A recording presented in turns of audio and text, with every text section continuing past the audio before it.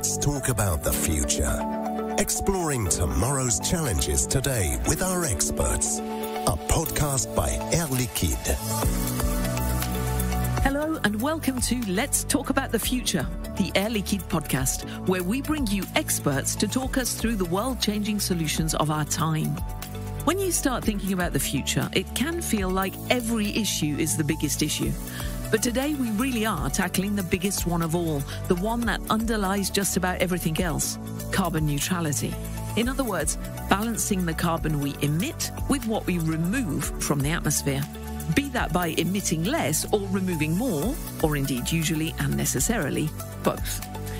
We're going to be hearing what a range of people have had to say on the question, but here in the studio, hopefully to make sense of it all, we have Guillaume De Smedt, climate and energy expert, currently Deputy Vice President Sustainability at Air Liquide. Hello, Guillaume. Hello, Vanessa. Back in 2023, Antonio Guterres, Secretary General of the United Nations, described our relationship with the climate crisis very succinctly. For the past year, every turn of the calendar has turned up the heat. Our planet is trying to tell us something, but we don't seem to be listening. We still don't seem to be listening, but one way forward is at least understanding. And of course, that's why we're here today. So Guillaume De Smedt, before we go further, could you just give us a quick recap of the whole carbon issue and the link to global heating? Because I think we hear so much about carbon emissions that the actual science of the situation sometimes gets a bit lost. Yeah, you're right to start with the scientific foundation of the issue, which is key to really understand where we stand first and what we have to do. And since the Industrial Revolution, we've been emitting in the atmosphere vast quantities of CO2, especially related to the use of fossil fuels. So fossil fuels, that's coal, oil, natural gas, which are fueling basically our modern economies. And the release of CO2 to the atmosphere makes the atmosphere trap heat and warms the planet. And then this has consequences because it changes. I'm not entering into the details. This is changing weather patterns and so on. So you have physical impacts of climate change, which are expected to happen more and more frequently.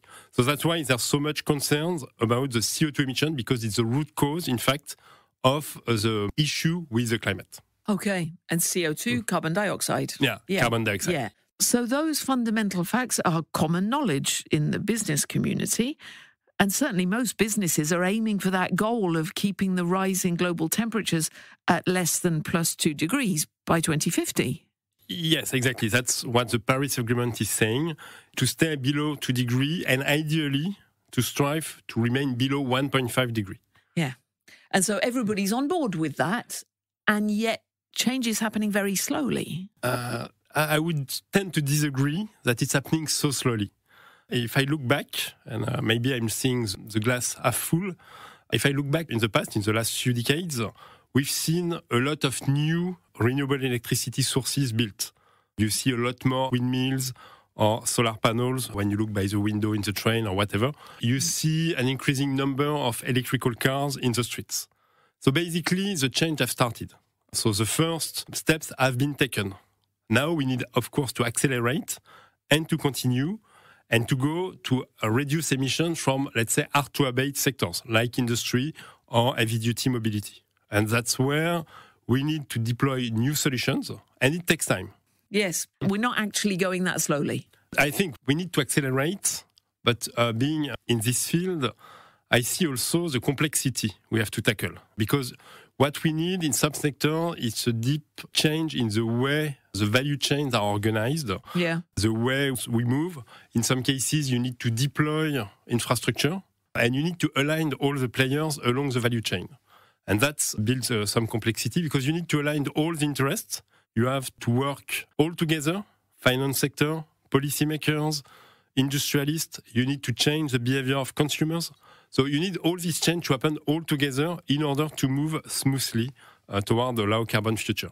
Yes, I think this brings me to my question about measurable actions. Many different organizations have set 2050 as their target for carbon neutrality.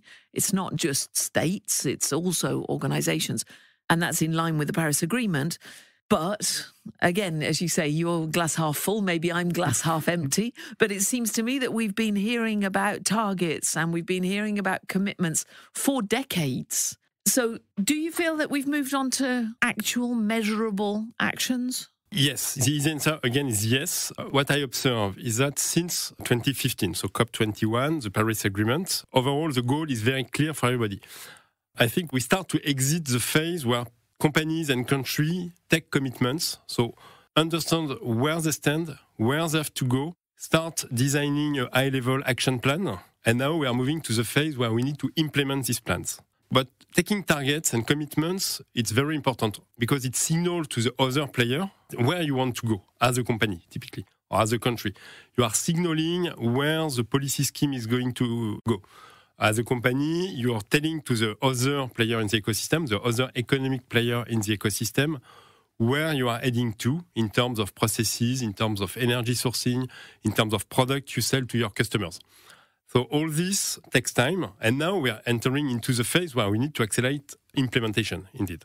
And has implementation started, do you think, in general? In general, I mentioned the capacity built in renewable. Yes, absolutely. Which is something, I mentioned the policies related to electrical cars or hydrogen cars. You see it coming. So that has started. Then we see also an increasing number of investment, of concrete investment being taken. But taking an investment decision requires a set of conditions to be fulfilled.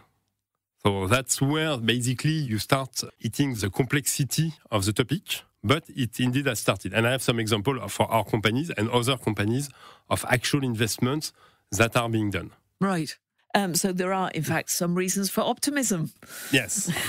But global consultancy, McKinsey, they might not be actually pessimistic, but they're quite brutally realistic. In a report published in 2024, they concluded that, and I quote, "In the deployment of low emissions technology, the gap between what is needed and what has been achieved is large." Where is Air Liquide on this? You've clearly identified what is needed, but are you moving towards achieving that in real world terms?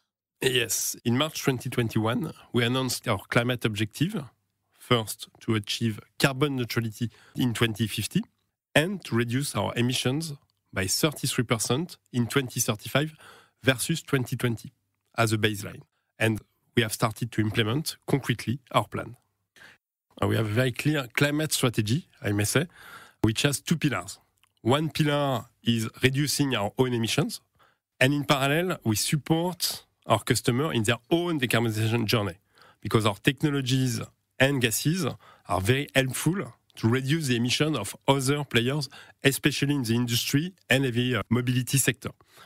We have announced, for instance, a 60 million investment in China to modernize a very large air separation unit. So an air separation unit is a plant from which you produce oxygen, nitrogen, argon. We are investing, and it is starting right now, to modernize this plant, and this will save 370,000 tons of CO2 per year for several decades. So that's a lot, and this number will double as we source renewable power for this plant. So it's about 800,000 tons of CO2 per year that will be saved on one investment. For the plant, it will be, for this specific plant, which is a very large one, it will be virtually almost 100% reduction. Okay, so that's a big contribution to your objective as a group. Yes, that's a big contribution. And we have other similar projects. In parallel, we are investing into the reduction of the CO2 emission of our hydrogen production plants, because as of today, we produce hydrogen in very large, very efficient plants that serve our customer, but it's still based on natural gas. And you remember, natural gas leads to CO2 emissions. So what we do, we keep the plant and we install a specific equipment which captures the CO2, and then the CO2 will be stored for decades in order not to be released in the atmosphere. So you don't have the heat impact we mentioned at the beginning of our discussion. So that's another investment that is ongoing in Rotterdam on our largest European hydrogen plant. But that's only one technology to produce hydrogen without CO2 emissions. We are also investing in Normandy, in France, so not so far from here, in a 200 megawatt electrolyzer, which is the largest of its kind worldwide. So this plant is being built and it will consume renewable electricity to produce renewable hydrogen. And so this plant in Normandy, there's no gas involved at all? There's no natural gas. No natural gas here. It's working with electricity and water, basically. And then you produce hydrogen for this. And this hydrogen will be used for industry, for industrial customers, as well as for heavy-duty mobility. So, yeah, a lot of projects. Yeah. Now, your CEO, François Jacob, CEO of Air Liquide, recently penned a piece in a major French publication about the need for regulatory flexibility so that businesses can innovate to decarbonize. Yeah. What he mentioned is that what we expect from the regulation and the policy is really to set the goal and to set the framework, let's say the level playing field where economic players like us operate. But that regulation should not over-specify the means used to achieve the goal. As a company, we know the technology, we master the different technologies, and we adapt our technological solutions to the local context.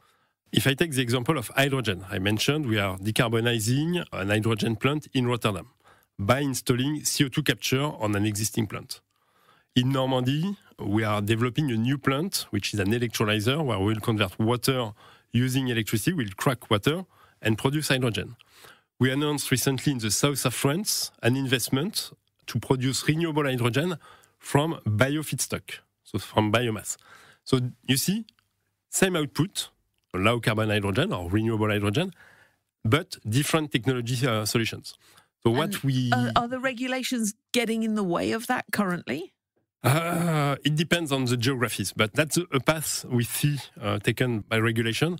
Some geographies, the regulation by design almost is technology agnostic, which is what we think is the most efficient to let then the flexibility to companies to decide what is the best solution for a specific problem in a specific geography. In other regions, you still have quite a lot of over-specification of what should be the pathway and the technology you use to solve a problem, which restricts, in fact, a bit and makes it a bit less efficient. Yeah, I think I see what you mean. So technologically agnostic would be the regulation is setting an objective, but not prescribing how you get there. Exactly. Yeah, and this is the most efficient, in fact. Again, this is a good way to manage a long-term policy objective and the efficiency of the market and the innovation.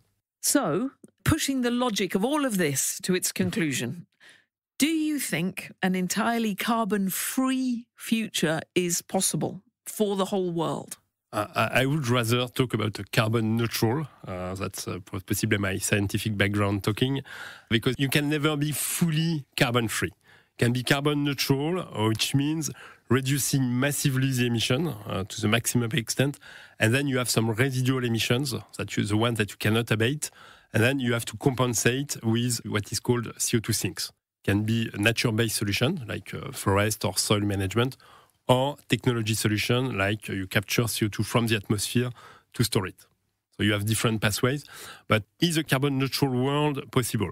The answer is yes, it's possible. You have for each and any usage of fossil fuels, you can have a technology that replaces. It requires technology development, new infrastructure deployment, and behavior change in the way we consume energy services, be it the way we move, mobility, the way we eat our homes, or whatever.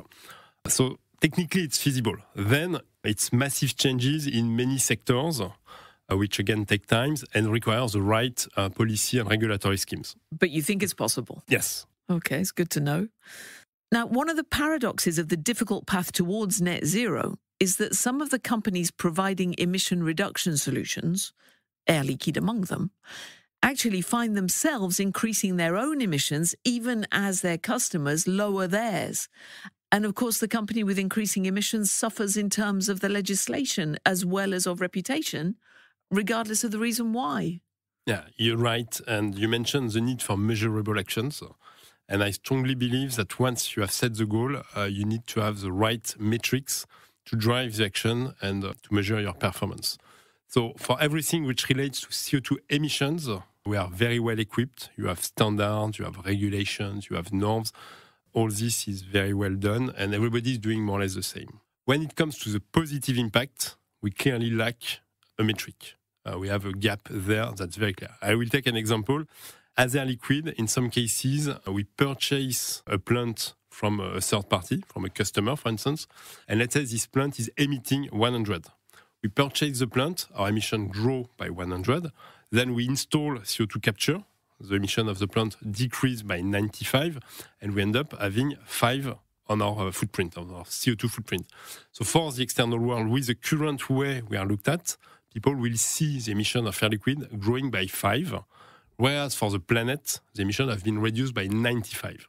And so what we advocate for is to have a clear standard to account in our carbon accounting practices for this minus 95. Yeah, so we can see the good news as well as the bad news. Yeah, exactly. And another big challenge is reconciling the very different expectations the various stakeholders have of a given company. NGOs will often expect almost immediate, decisive climate action. Investors will often focus on financial returns with scant interest in how climate-friendly the means to that financial success are. Customers' own value systems can impact their attitude to a company. There's several points in your question. The first one, I mentioned collaboration. Collaboration is key. We need common actions toward neutrality. And to foster collaboration, we need this dialogue with all the stakeholders. As you mentioned, everybody's coming with its own angle. So in order to move all together toward carbon neutrality, we need to integrate, in a way, all these perspectives into joint action. So we have this dialogue with all our stakeholders, suppliers, civil society, policymakers, investors, customers. We have structured dialogue with all these parties. Then when it comes to finance, for instance, of course, investors will require financial returns. But increasingly, your financial returns are also dependent on your extra financial performance. At Air Liquide, we have a view that what you need basically, and that's what we presented to our stakeholders, is a global performance concept. So it's all together, and on the long term, basically, extra financial performance ensures that you are sustainable on the long term, including financially. That you make the right choice now to be able to be profitable and provide performance to your shareholders on the long term. Well, your point about finance, certainly. Nicolai Tangen, CEO of Norway's central bank, agrees with you on that point. Let's hear from him. If you're a long-term shareholder and you care about financial returns, you need to care about the climate as well. Because the climate effect, for instance, on inflation is stronger than it's ever been before. Yeah, I cannot agree more than financial performance, extra financial performance go hand in hand. So if, thanks to both financial performance and the multiple and varied parameters of extra financial performance, if we do actually make it, if over the 25 years between now and 2050, we do manage to keep the average temperature increase to below 2 degrees, what will that mean for the world? It means we'll have achieved the Paris Agreement objective. We will have limited the negative impact of climate change, and we will have built a decarbonized, well-functioning economy. And this is the goal. Guillaume De Smedt, thank you very much for sharing your expertise and even, clearly, some hope. Thank you, Vanessa, for the invitation. Are you thinking, I want in? Do you want to work towards net zero carbon to make a difference to the future? Join Air Liquide. Click on the link in the podcast description and check out all the opportunities. And if you've learned as much as I have in this podcast, do give it a like and especially a share. But why stop there? We have experts sharing their insight into artificial intelligence, microchips, and home healthcare. And you'll find them all here where you found us today. And of course, subscribe so you don't miss the upcoming episodes. So, let's talk about the future soon. Let's talk about the future. Exploring tomorrow's challenges today with our experts. A podcast by Air Liquide.